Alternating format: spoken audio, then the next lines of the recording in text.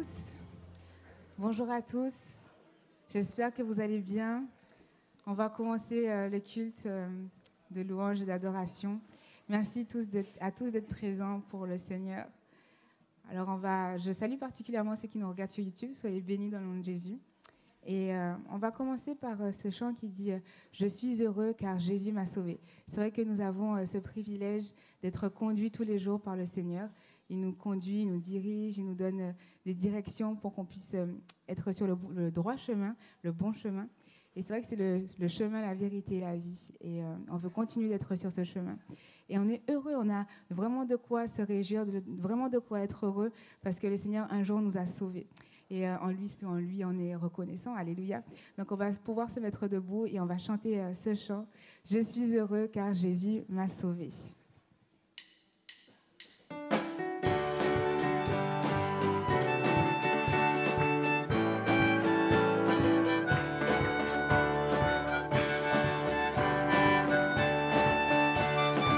Je suis heureux. Je suis heureux car Jésus m'a sauvé. Dans son amour, il m'a tout pardonné. Voilà pourquoi je me mets à chanter. Je suis heureuse car Jésus m'a sauvé. Je suis heureux. Je suis heureuse car Jésus m'a sauvé. Dans son amour, il m'a tout pardonné. Voilà pourquoi je me mets.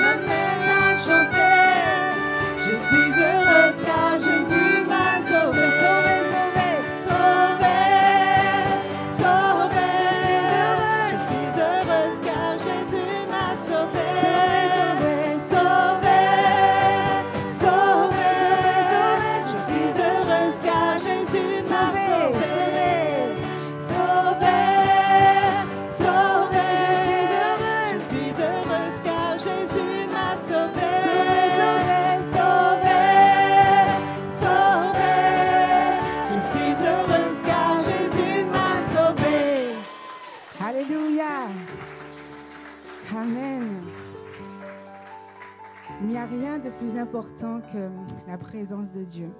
Et on est tellement heureux qu'un jour le Seigneur ait pensé à nous, qu'il nous a regardés avec un regard d'amour et qu'il nous a sauvés. Alléluia. On va reprendre ce chant une dernière fois. On va prendre ce refrain. Sauvé, je suis heureuse. Je suis heureuse car Jésus m'a sauvée. Dans son amour, il m'a tout pardonné. Voilà pourquoi je me mets à chanter. Je suis heureuse car Jésus m'a sauvée. Ton nom est grand, ton nom est saint, ton nom est digne de louange. À toi l'honneur, à toi la gloire, à toi la puissance et la force. Ton nom est grand, ton nom est saint, ton nom est digne de louange. À toi l'honneur, à toi la gloire, à toi la puissance et la force.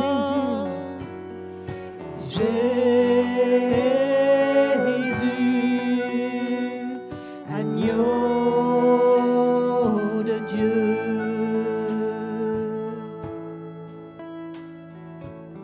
Je viens dans ta présence, Seigneur de l'univers. Rien n'a plus d'importance, rien n'a plus de valeur.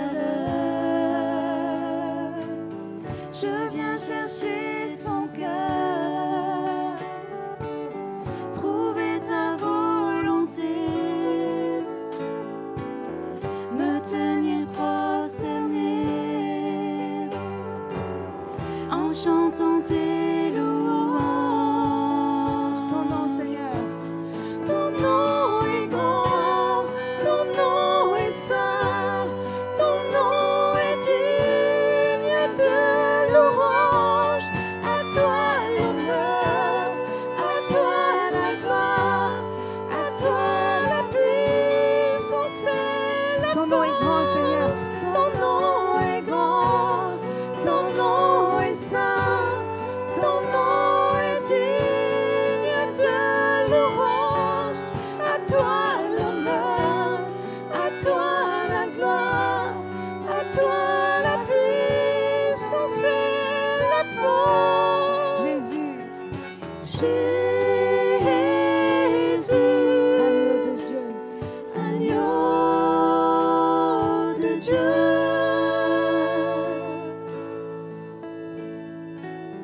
Je viens dans ta présence, déposer mes fardeaux, tout ce qui me retient M'approcher de toi, Seigneur. de m'approcher de toi. Tu es mon bouclier, mon abri, mon seul lien. Vers toi, Seigneur, mon Dieu, Alléluia.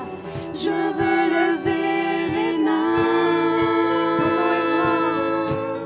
Ton nom est grand, ton nom est saint, ton nom est digne de louange. À toi l'honneur, à toi la gloire, à toi la puissance et la Ton nom est grand, Seigneur. force. Ton nom est grand, ton nom est saint, ton nom est digne de louange.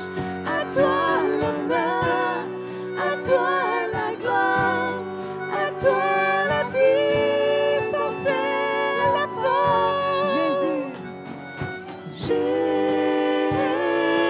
Jésus, agneau de Dieu. Jésus, agneau de Dieu. Alléluia. Il est l'agneau de Dieu. Il est assis sur son trône et élevé à la droite du Père. Ce matin, tu es peut-être venu avec une promesse du Seigneur qui peut dater de hier ou alors d'il y a très longtemps. Et ce matin, le Seigneur veut te faire du bien et il a quelque chose pour toi. Et on va s'attendre au Seigneur, on va s'attendre à sa promesse parce que dans sa parole, il est dit que quand la promesse tarde, il faut l'attendre parce que certainement elle arrivera. Donc on va prendre ce chant et on va se prosterner et s'attendre au Seigneur. On va prendre ce chant prosterné.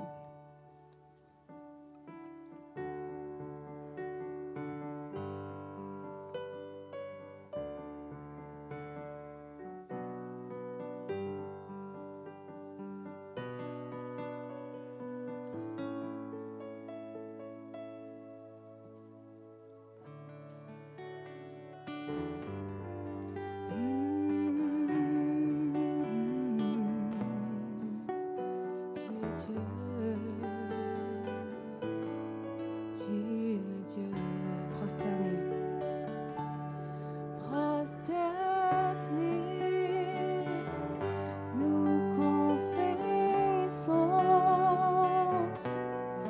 Tu es Dieu.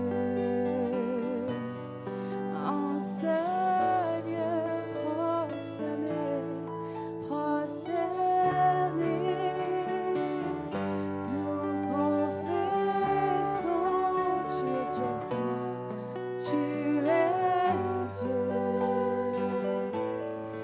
En ce lieu prosterné, Jésus.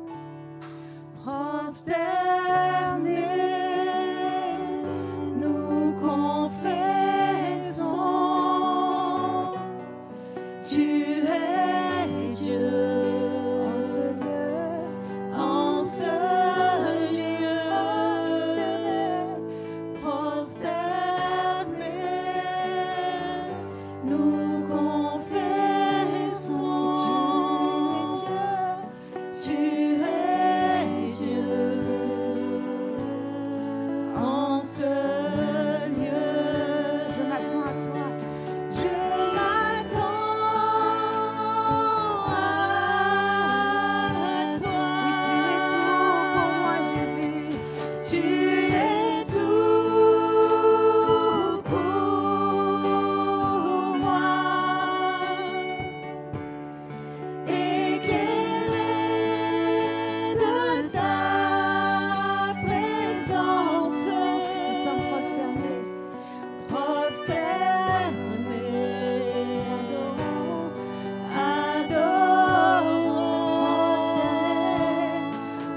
prosternés, nous confessons, tu es Dieu.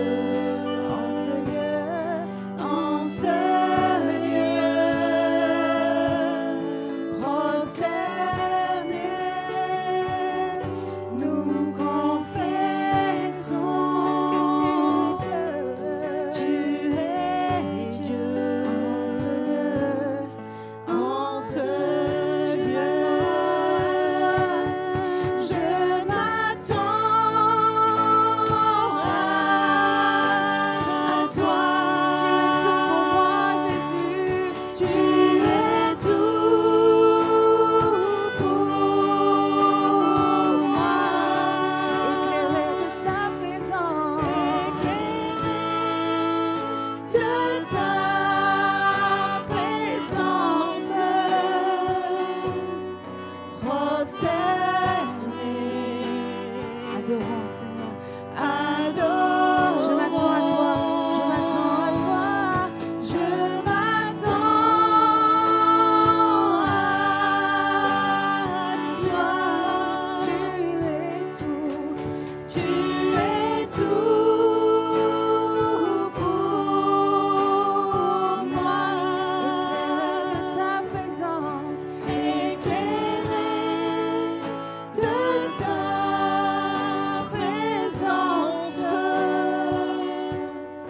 Prosterné. Adorons. Prosterné. Nous confessons, tu es Dieu. En ce lieu, prosterné, nous confessons, tu es Dieu. En ce lieu.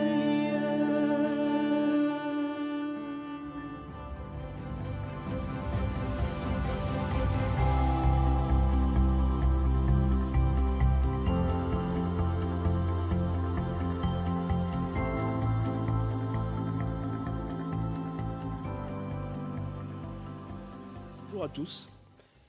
Je vais vous inviter à lire avec moi dans le livre de la Genèse, dans le livre des origines, à partir du chapitre 9 et à partir du verset 8. Nous allons lire la parole de Dieu et ensuite nous allons demander au roi de gloire, Jésus-Christ, de soutenir toutes choses par son esprit. Genèse chapitre 9, les versets 8 à 17. Dieu parla encore à Noé et à ses fils en disant, « Voici, j'établis mon alliance avec vous et avec votre postérité, après vous, avec tous les êtres vivants qui sont avec vous, tant les oiseaux que le bétail et tous les animaux de la terre, soit avec tous ceux qui sont sortis de l'arche, soit avec tous les animaux de la terre. J'établis mon alliance avec vous. Aucune chair ne sera plus exterminée par les eaux du déluge, et il n'y aura plus de déluge pour détruire la terre. Et Dieu dit, c'est ici le signe de l'alliance que j'établis entre moi et vous, et tous les êtres vivants qui sont sortis avec vous, pour les générations à toujours. J'ai placé mon arc dans la nue, et il servira de signe d'alliance entre moi et la terre. Quand j'aurai rassemblé des nuages au-dessus de la terre, l'arc paraîtra dans la nue, et je me souviendrai de mon alliance entre moi et vous, et tous les êtres vivants de toute chair, et les eaux ne deviendront plus un déluge pour détruire toute chair. L'arc sera dans la nue, et je le regarderai pour me souvenir de l'alliance perpétuelle entre Dieu et tous les êtres vivants, de toute chair qui est sur la terre. Et Dieu dit à Noé, « Tel est le signe de l'alliance que j'établis entre moi et toute chair qui est sur la terre. Amen. » Nous avons besoin de la grâce de Dieu pour comprendre la parole de Dieu, mais surtout pour saisir les promesses de Dieu. Que son esprit nous aide ce matin. Au commencement éternel, ta parole nous le dit. Au commencement, Dieu créa les cieux et la terre. Ainsi, nous le savons, au commencement, il y avait Dieu. Il n'y avait personne d'autre que toi. Tu étais là de toute éternité dans ta souveraineté, faisant ce que tu veux. Personne ne t'a conseillé. Et ce matin, justement, c'est toi seul qui peux nous conseiller. C'est toi seul qui peux nous parler. Christ Jésus, tu es au milieu de ton Église. Tu agrées la louange et l'adoration de ton peuple. Alors saisis-nous, saisis-moi et saisis chacun de nous par ton esprit ce matin et communique-nous encore tes instructions. Merci Jésus-Christ. Amen. Amen. Lorsque Dieu s'adresse à Noé, il faut savoir qu'à l'époque où ça se passe, l'humanité de cette époque, elle a été détruite. Dieu parle à cet homme, mais cet homme ne vivait pas seul sur la terre à son époque. Il y avait tout un ensemble de personnes qui remplissaient la terre de l'époque, qui existaient. Et au moment où Dieu s'adresse à lui, parce qu'il sort de l'arche, il n'y a plus personne. Tout le monde a péri. Pourquoi ? Parce que Genèse 6, 5, 8 nous le dit. L'Éternel vit que la méchanceté des hommes était grande sur la terre et que toutes les pensées de leur cœur se portaient chaque jour uniquement vers le mal. Et l'Éternel, il va même regretter d'avoir créé l'homme, alors que Dieu est amour et que tout ce qu'il fait, il le fait par amour. Et lorsqu'il a voulu que l'homme habitasse sur la terre, c'est par amour qu'il a voulu cela. Dieu ne se trompe pas dans ce qu'il fait. Il a créé l'homme, il a même dit pour que l'homme soit à son image et à sa ressemblance, et il a donné à l'homme de dominer sur la création terrestre. Et pourtant, il a fini, à un moment donné, par détruire ces hommes. Il a pris cette décision irrémédiable. Au verset 7, l'Éternel dit « J'exterminerai de la face de la terre l'homme que j'ai créé, depuis l'homme jusqu'au bétail, aux reptiles et aux oiseaux du ciel, car je me repens de les avoir faits. » Quelle terrible décision de la part de Dieu. Et cette décision a été exécutée. Nul n'a pu empêcher à Dieu de changer d'avis à cette époque. Pourquoi ? Habakkuk 1,13 le dit. « Les yeux de Dieu sont trop purs pour voir le mal. Et il ne peut pas regarder l'iniquité. Dieu est saint. Dieu, c'est la sainteté par excellence. Et Dieu ne peut pas supporter le mal. À un moment donné, il est obligé de régler ce problème. Ça ne peut pas subsister devant lui, devant sa face, devant ses yeux, devant sa gloire. Le mal ne peut pas subsister. Et il a dû prendre cette décision irrémédiable à cette époque où il a détruit l'humanité de cette époque. Et il arrive comme ça que Dieu ait à recommencer ce qu'il a fait. Il arrive que nous aussi, dans nos vies, à certains moments, Dieu va nous ramener au point de départ pour nous faire recommencer, parce que nous avons échoué. Il avait fixé un objectif sur notre vie. Et comme nous n'avons pas atteint l'objectif, nous nous en sommes déviés, il nous fait recommencer. Alors quelquefois, il nous fait recommencer, nous personnellement, mais quelquefois, malheureusement, il nous mettra de côté et il recommencera avec d'autres. Là, il avait décidé de recréer l'humanité à partir de Noé, de ses fils, de son épouse et de leur épouse. Il n'y a que 8 personnes de l'humanité de l'époque qui ont été donc dans cette arche que Dieu avait demandé à Noé de créer afin de les préserver donc du jugement qui allait venir. Et Noé les a prévenus pendant toute la construction de l'arche. Il n'a eu de cesse de leur dire « Repentez-vous, changez de voie, changez d'attitude, changez de comportement, tournez-vous vers Dieu, abandonnez le mal. » Mais hélas, ils n'ont rien entendu. Et souvenons-nous qu'ailleurs dans les évangiles, Dieu nous dit que dans les derniers temps, il en sera comme du temps de Noé. Il en sera comme du temps de Noé. Faisons très attention à ce que l'Esprit de Dieu nous dit. Au verset 8, il est dit « Mais Noé trouva grâce aux yeux de l'Éternel. » Et nous allons voir cette grâce que Dieu lui a faite, une grâce particulière qui consiste même, et c'est là le titre de ce message, qui consiste à conclure une alliance avec lui. Et non seulement avec lui, mais avec toute personne qui allait naître de Noé, de ses fils et de leurs femmes, c'est-à-dire les descendants qui allaient créer cette nouvelle humanité. Dieu a conclu une alliance parce que Dieu est amour. Et ce qu'il veut pour l'homme, c'est que l'homme soit en relation avec lui dans le cadre d'une alliance où les règles et les lois sont établies par lui, parce que c'est lui qui est saint, c'est lui qui est juste, c'est lui qui est parfait, et c'est lui qui peut nous donner les cadres dans lesquels nous devons évoluer dans notre communion avec lui. Mais Noé trouva grâce aux yeux de l'Éternel. Et Dieu cherche encore aujourd'hui dans notre génération des Noé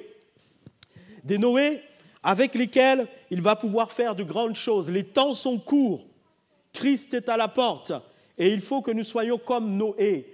Lorsque Dieu nous regarde, qu'il puisse dire « J'ai trouvé grâce en cette sœur, j'ai trouvé grâce en ce frère, et je vais pouvoir lui confier une grande mission. » Une mission qui consiste à aller et à annoncer au monde entier qu'il y a une bonne nouvelle pour l'humanité. Jésus-Christ est venu, Dieu a pourvu. Il y a une solution au péché. Cette solution, c'est Jésus-Christ. Lorsque son sang, sa vie a été offerte volontairement à la croix de Golgotha, afin que les hommes puissent trouver en Jésus la solution au péché, pour qu'il en soit donc délivré, pour qu'il en soit arraché, parce que le péché conduit à la mort et à la mort éternelle. Osée 3:6 nous dit ainsi « Connaissons, cherchons à connaître l'Éternel. » Pourquoi ? Parce que sa venue est aussi certaine que celle de l'aurore. Si nous tendons l'oreille, peut-être que Dieu nous en fera entendre la trompette. Elle est prête à retentir. Le Christ arrive bientôt. Bientôt sur les nuées, il apparaîtra. Nous avons énormément de signes dans notre génération qui nous montrent, sans aucune confusion, que oui, les événements des temps de la fin sont là. Nous sommes cette génération qui vivons ces événements des temps de la fin. Et nous devons nous préparer. Nous devons donc nous préparer à cet événement extraordinaire. Alors, au verset 9 à 11 du chapitre 9 de Genèse, oui, Dieu a dit à Noé, « Voici, j'établis mon alliance avec vous et avec votre postérité. » Nous sommes la postérité de Noé, n'est-ce pas?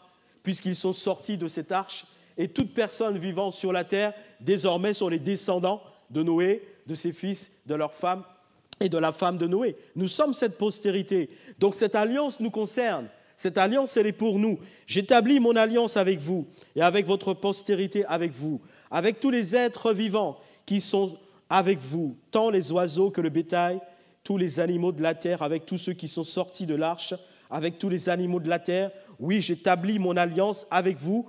Aucune chair ne sera plus exterminée par les eaux du déluge. Il n'y aura plus de déluge pour détruire donc la terre.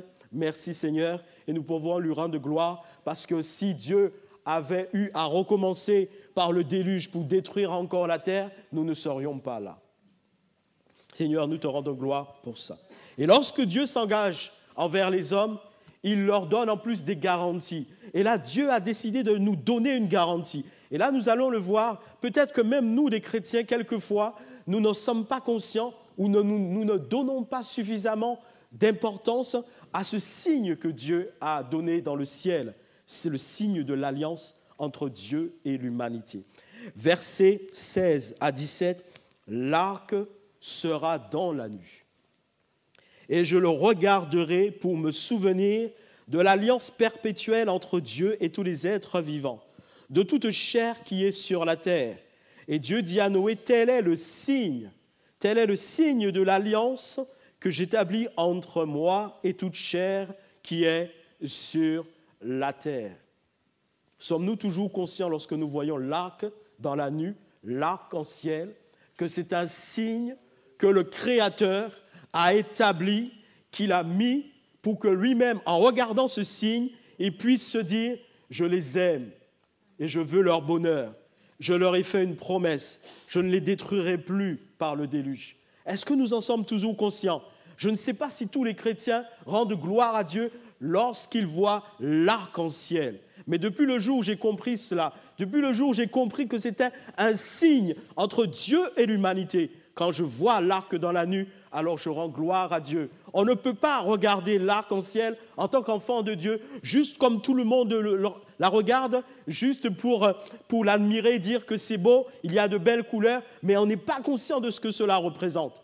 C'est l'engagement que Dieu a pris envers l'humanité, de ne plus détruire cette humanité par les eaux donc, du déluge. Et à ce sujet, il est bon de faire un aparté, parce qu'il y a des fois, vous le savez bien, Dieu le dit en 2 Pierre 3,16, des personnes qui sont mal affermies concernant la connaissance et la compréhension de la parole de Dieu. Il y en a de celles qui sont mal affermies et qui ne se laissent pas enseigner. Et étant mal affermies, elles tordent le sens de la parole de Dieu, et cela pour leur propre ruine. Et c'est pour cela que certaines personnes, à certains moments, disent, mais soi-disant que Dieu a dit qu'il ne détruirait plus la terre par le déluge, et pourtant, il y a encore des intempéries, il y a encore des inondations, il y a des débordements d'eau, et il y a des personnes qui périssent à ces occasions-là. Oui, parce que c'est l'humanité que Dieu a dit qu'il ne détruirait plus par le déluge. Mais Dieu n'a jamais dit qu'il n'y aurait plus d'intempéries. Il n'a jamais dit que de temps à autre, occasionnellement, il n'y aurait pas des débordements d'eau et qu'à ces occasions, des personnes ne périraient pas. Ce n'est pas ce que Dieu a dit. Il a parlé de l'humanité. Et nous sommes là, n'est-ce pas? Donc, ce que Dieu a dit est vrai. Parce qu'en Dieu, il ne peut point y avoir donc, de mensonge. Alors, si certains d'entre nous, jusqu'à maintenant, ne faisaient pas attention à ce que représente vraiment l'arc-en-ciel, puissions-nous désormais, à chaque fois que nous verrons l'arc dans la nuit, l'arc-en-ciel, en plus de l'admirer, parce que c'est beau, cette création, cette œuvre de Dieu, en plus de l'admirer, eh bien de rendre gloire à Dieu, de lui dire merci, Seigneur, merci pour ce signe que tu as mis dans le ciel. C'est grâce à cet engagement que tu as pris envers nous que nous sommes encore là, sur la terre, et que les hommes peuvent encore entendre l'appel de Dieu pour eux. Alors, ça, c'est Dieu lui-même qui avait décidé de mettre ce signe dans le ciel. Mais quelquefois, les hommes aussi demandent des signes. Ils demandent des signes à Dieu. Certains avec de bonnes intentions et d'autres avec de mauvaises intentions. Et un jour, des hommes avec de mauvaises intentions vont demander à Dieu un signe. Ils s'adressent à Jésus. On les connaît bien en étudiant la parole de Dieu. Leur objectif, c'était le mal. Pourtant, Jésus était venu pour eux aussi. La grâce de Dieu, c'était aussi pour eux. Mais il y en a certains qui ne veulent pas de la grâce de Dieu. Alors, les scribes, les pharisiens, Matthieu 16, 1 à 4, les sadducéens, en fonction de la version que nous lisons de l'Évangile. Là, c'est les pharisiens et les sadducéens, et d'autres évangiles sont les scribes et les pharisiens. Ils abordent Jésus et on voit bien que leur objectif n'est pas le bien. Ils veulent l'éprouver. Ils veulent lui tendre un piège. Alors, ils lui demandent de faire un signe. Ils lui demandèrent de faire un signe venant du ciel. Vous voyez, ils s'adressent à Jésus exactement comme on s'adresse à un magicien. Il y a des gens qui s'adressent à Dieu de cette manière, comme si Dieu était magicien et que le but, c'est de nous épater. Dieu n'a pas le temps d'épater les gens. Ce qu'il fait a toujours une nécessité. Lorsque Dieu accomplit un miracle, lorsque Dieu accomplit un signe, c'est pour bénir, c'est pour sauver, c'est pour guérir, c'est pour secourir, c'est pour relever, c'est pour exhorter, c'est pour appeler les hommes à lui.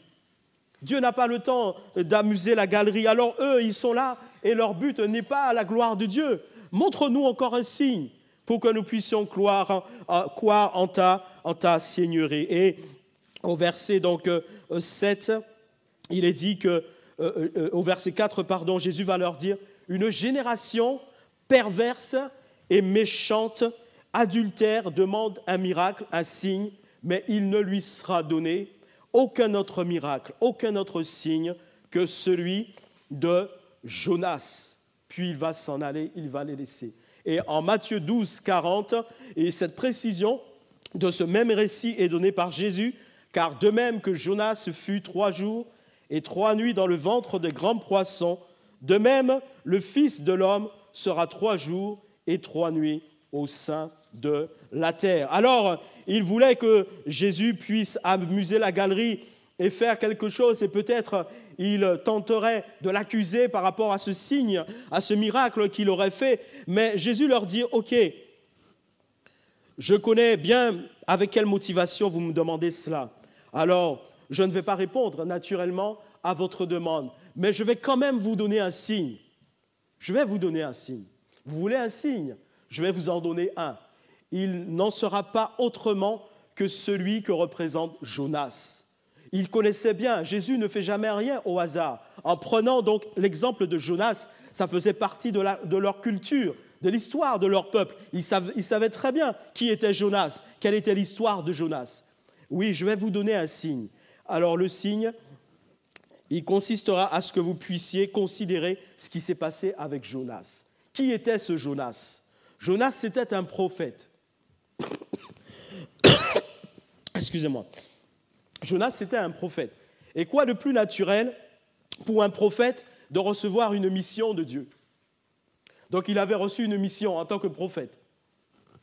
Dieu lui avait dit, tu devras te rendre à Ninive et avertir les habitants de cette ville à cause de leurs péchés que mon jugement va venir. Il faut que tu ailles les avertir. Et c'est ce que Dieu fait vis-à-vis du monde. Dieu veut que nous les avertissions. Dieu veut que nous puissions partager avec eux cette bonne nouvelle qui est en nous, parce que Dieu est en nous. Nous sommes une habitation de Dieu en esprit. Et il a mis déjà en nous la parole. Il nous suffit d'ouvrir notre parole, d'ouvrir notre bouche sur son inspiration pour que nous puissions répandre cette parole autour de nous. Alors ce Jonas, il se dit, mais Dieu, en fait, tu es trop bon. Si tu considères que les habitants de cette ville, ils sont mauvais, tu n'as qu'à les détruire. Pourquoi me demander d'aller leur annoncer qu'un jugement va venir? Parce qu'en fait, lui, c'est ce qu'il espérait, que Dieu détruise ces Ninivites. En fait, Jonas, il avait besoin de naître de nouveau. Il avait besoin de mourir à lui-même. C'était un prophète de Dieu, mais il manquait de compassion. Alors, il ne voulait pas aller avertir les habitants de Ninive pour qu'ils aient la possibilité de se repentir. Et il va chercher à fuir la mission que Dieu lui a confiée, jusqu'à se retrouver un jour jeté d'un bateau où il était cherchant à fuir la mission que Dieu lui avait confiée. Il est jeté à la mer, qui est très mouvementée. Et Dieu va permettre qu'un grand poisson puisse l'avaler.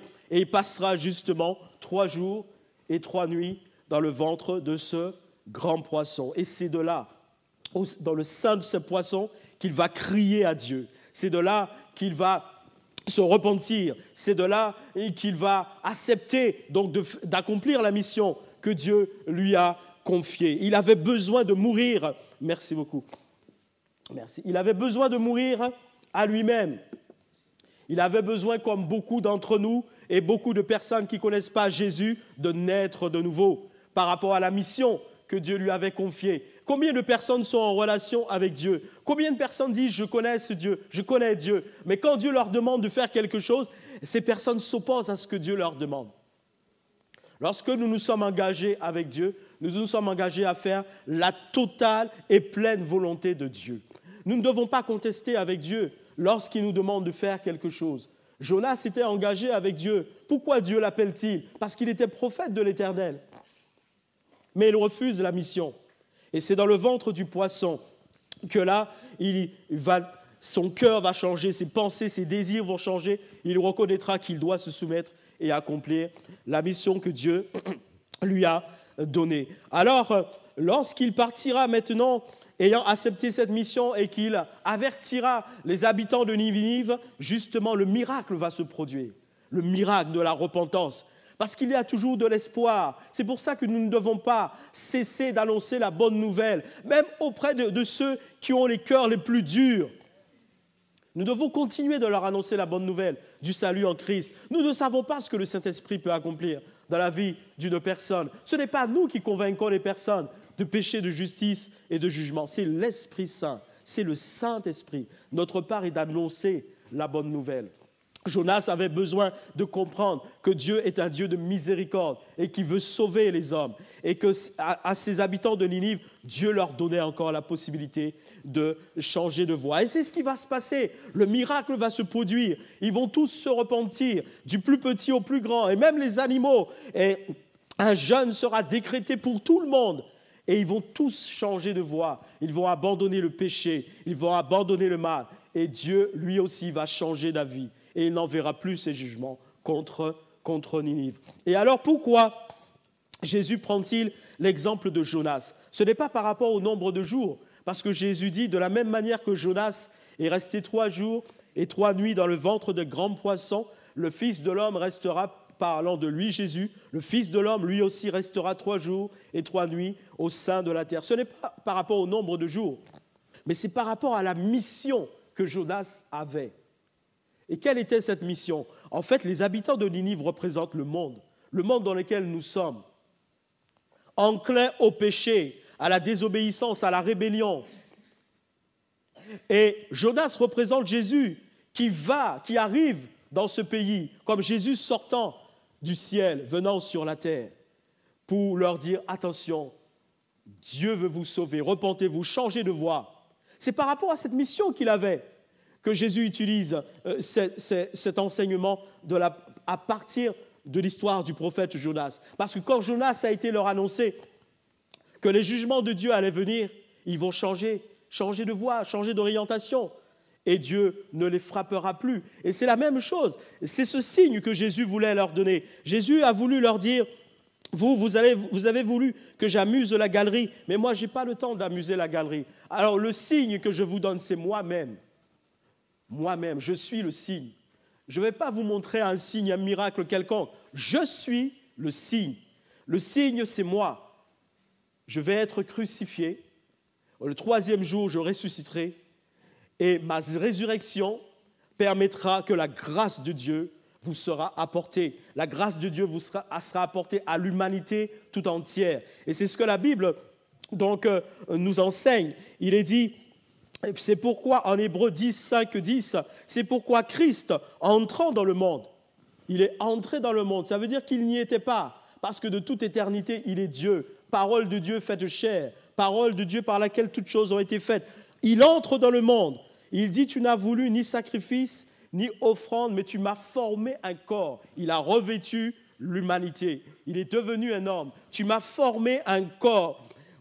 Tu n'as agréé ni holocauste, ni sacrifice pour le péché. Tout ce qui se faisait jusqu'à maintenant, ces éléments de substitution pour apaiser la colère de Dieu à cause du péché. Tu n'as pas voulu de ces choses-là, parce que ces choses-là ne peuvent pas vraiment régler le problème du péché. Alors Jésus dit, c'est moi, voici, je viens. Dans le rouleau d'Ésaïe, il est question de moi, je viens pour faire, ô Dieu, ta volonté. C'est au Père que Jésus est en train de s'adresser. Père, je viens dans le monde, je revêts l'humanité pour faire, ô Père, ta volonté. Et il est dit donc au verset 10, c'est en vertu de cette volonté que nous sommes sanctifiés. Sanctifiés par l'offrande du corps de Jésus-Christ, une fois pour toutes. Et Hébreux 5, 7, 10 nous dit que Jésus-Christ nous a démontré, par son obéissance, il nous a démontré en toutes choses qu'il était venu pour accomplir la volonté du Père afin de sauver les hommes. Le verset 7 nous dit, le verset 8 nous dit, il a appris, Hébreux 5, 8, il a appris bien qu'il fût fils. Il était fils de Dieu, il était Dieu lui-même, mais malgré ça, il a appris bien qu'il fût fils l'obéissance par les choses qu'il a souffertes. Il a appris l'obéissance par les choses qu'il a souffertes. Et après avoir été élevé à la perfection, il est devenu pour tous ceux qui lui obéissent l'auteur d'un salut éternel. Dieu l'ayant déclaré souverain sacrificateur selon l'ordre de Melchisédek, c'est-à-dire une sacrificature qui n'est pas transmissible. Personne d'autre que Jésus ne peut remplir cette sacrificature. Lui seul, c'est une sacrificature éternelle et définitive. Et qu'est-ce que Jésus n'a pas supporté pour accomplir tout cela en notre faveur? La parole de Dieu nous dit dans Matthieu 26, 67, que Jésus, le Fils de l'homme, ayant accepté d'être un homme, devant les hommes qu'il est venu sauver, à un moment donné, il va recevoir des coups de poing dans le visage. Je ne sais pas si des fois on imagine ce que c'est. Celui qui est sorti du ciel, tu n'as voulu ni sacrifice ni offrande, mais tu m'as formé un corps pour que je sois un homme et que je vienne au milieu des hommes. Celui qui a quitté toute sa gloire, là où il était, toute sa souveraineté, toute sa puissance éternelle, il s'est abaissé, il s'est humilié pour secourir l'humanité. Et là, en tant qu'homme, fils de l'homme, les hommes qu'il est venu sauver lui donnent des coups de poing au visage. On lui crache dessus. On lui met une couronne d'épines sur la tête, ça pique sa tête, il y a le sang qui coule. On lui donne des soufflets et on lui dit, tu es prophète, alors devine qui t'a frappé. On n'imagine pas toujours tout ce que Dieu fait pour l'homme. On n'imagine pas l'engagement que Dieu a pris envers les hommes. Quelquefois, nous sommes légers envers cet engagement que Dieu a pris envers nous. Et lorsque, en Luc 24, 1, 6, quelques femmes sont allées au tombeau avec le but d'embaumer son corps, il avait été crucifié le vendredi, et pensant que le dimanche matin, là où le sabbat donc, avait pris fin, elles pouvaient y aller maintenant pour embaumer son corps, elles arrivent au tombeau, elles trouvent que la pierre a été roulée, et il y a 2 anges qui leur apparaissent. Et les anges leur disent, il n'est plus ici, il n'est pas dans le tombeau. Et vous n'avez plus à chercher parmi les morts celui qui est vivant. Pourquoi cherchez-vous parmi les morts celui qui est vivant? Il est vivant. Et c'est le signe qu'il leur avait donné. C'est ça le signe. Jésus-Christ est le signe que Dieu a donné à l'humanité. Le signe de la garantie qu'il y a une solution au péché. Il y a une solution pour que les hommes soient pardonnés de leurs péchés et qu'ils n'aillent pas dans les temps ardents de feu et de soufre, souffrir éternellement dans des souffrances atroces et inimaginables. Jésus-Christ est le signe de l'alliance entre Dieu et l'humanité. Et ce signe-là, il ne s'y attendait pas, mais c'est lui, Jésus, le signe. Et là, Jésus l'a prouvé. Les anges leur ont dit donc à ces femmes, il n'est pas dans le tombeau. Pourquoi cherchez-vous parmi les morts celui qui est vivant? Il est donc ressuscité. Et comme Jonas a été annoncé à Ninive que les jugements de Dieu venaient, Jésus nous annonce. Et il nous a confié aussi cette mission. Il nous annonce qu'il y a des jugements de Dieu qui viennent. mais que lui, il a vaincu. Il a vaincu pour que les hommes soient arrachés des griffes du diable, que les hommes soient délivrés de la puissance des ténèbres. Il a vaincu. Il est le signe. C'est le signe que le Père nous a donné. Il est donc ressuscité. Et Luc 24, 44 nous dit, lorsque Jésus ensuite vient et qu'il s'introduit dans la pièce où se retrouvaient ses disciples, il apparaît au milieu d'eux, alors il va leur ouvrir les yeux à ce moment pour leur faire comprendre. Il leur dit, c'est là ce que je vous disais, lorsque j'étais encore avec vous, qu'il fallait que s'accomplisse tout ce qui est écrit de moi dans la loi de Moïse, dans les prophètes et dans les psaumes. Alors il leur ouvrit l'esprit. Seigneur, ouvre-nous l'esprit. Ouvre notre esprit pour que nous ne puissions pas oublier que tu nous as donné des signes. Et ces signes sont la garantie d'une alliance que tu as conclue avec nous, avec l'humanité. Il leur ouvrit l'esprit. Et donc, il leur dit, afin qu'ils comprissent les Écritures, il leur dit, c'est ainsi qu'il est écrit que le Christ souffrirait et qu'il ressusciterait des morts le 3e jour, et que la repentance et le pardon des péchés seraient prêchés en son nom à toutes les nations, à commencer par Jérusalem. La repentance et le pardon des péchés seraient prêchés à toutes les nations en son nom. En son nom. Il n'y a pas d'autre nom qui ait été donné parmi les hommes sous le ciel par lequel nous pouvons être pardonnés, libérés, affranchis, lavés de nos péchés. Nous devons garder ce signe. Nous devons rester dans ce signe. Combien d'enfants de Dieu ont pris le risque de sortir de cette alliance? Combien d'enfants de Dieu ont oublié que Dieu a donné un signe, le signe de l'alliance de Dieu entre Dieu et l'humanité? Il y avait l'arc dans la nuit pour que Dieu ne détruise plus la terre par le déluge. Mais il y a la résurrection de Jésus, il y a sa venue, il y a son sacrifice à la croix, il y a sa victoire à la croix. C'est le signe de Dieu entre Dieu et les hommes pour le salut et la délivrance de quiconque croit. Et combien d'enfants de Dieu, après des années de marche dans la vie chrétienne, ont oublié que Dieu avait donné un signe et ils ont pris le risque de sortir de cette alliance. Celui qui sort de cette alliance-là, il en sort pour sa perdition. Il en sort pour sa destruction. Il en sort pour des souffrances. Ésaïe 13, 11, 13 nous dit, c'est Dieu qui parle, « Je punirai le monde pour sa malice et les méchants pour leur iniquité. Je ferai cesser l'orgueil des hautains et j'abattrai l'arrogance des tyrans. Je rendrai les hommes plus rares que l'or d'Orphin. Je les rendrai plus rares que l'or d'Ophir. C'est pourquoi j'ébranlerai les cieux et la terre sera secourée sur sa base par la colère de l'Éternel des armées au jour de son ardente fureur. » Il y a, comme du temps de Noé, une menace qui est là sur ce monde à cause de l'iniquité, à cause du péché, à cause de la désobéissance, à cause de la rébellion des hommes. Et les hommes ne veulent pas voir que Dieu leur a donné un signe, que Dieu a établi une alliance, parce que Dieu les aime, parce que Dieu veut les sauver. Alors, ils ne veulent pas se tourner vers cette alliance, ils ne veulent pas se tourner vers ce signe. Et ce matin, si tu es là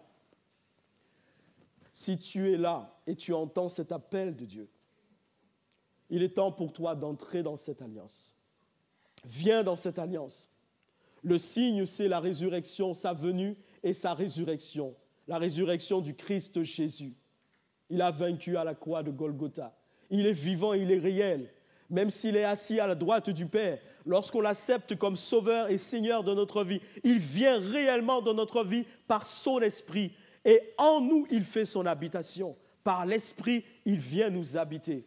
Il est en nous. La parole de Dieu réelle et concrète vient en nous, en esprit et donc en vérité. Si tu entends cet appel ce matin, entre dans cette alliance. Ne regarde pas à ceux qui ne veulent pas rentrer dans cette alliance. Ne regarde pas à ceux qui sont sortis de cette alliance. Car le salut est individuel. Personne ne sauvera personne. C'est une décision personnelle. C'est pour cela qu'il est même dit que dans une famille, lorsque les personnes ne suivent pas le même chemin par rapport à l'appel de Dieu, alors elles peuvent même devenir des ennemis entre elles, alors qu'elles sont des membres d'une même famille. Mais comme elles ne sont pas conduites par le même esprit, elles peuvent même se faire la guerre, gens de même famille. Car le salut est individuel. Entre dans cette alliance. Jésus a donné une garantie. C'était donc sa venue, son sacrifice et sa résurrection. Alors je vais terminer parce que dans toute l'histoire que nous lisons dans la Bible, dans tous les récits que nous lisons, il y en a un aussi qui nous sert de signe par rapport à ce qui arrive bientôt.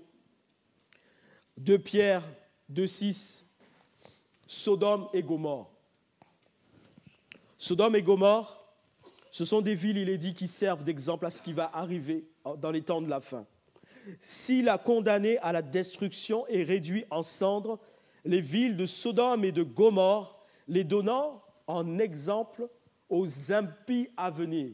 Sodome et Gomorrhe, de la même manière que Ninive représente le monde et que Jonas représentait Jésus qui est venu à Ninive pour sauver cette ville, sauver ce monde.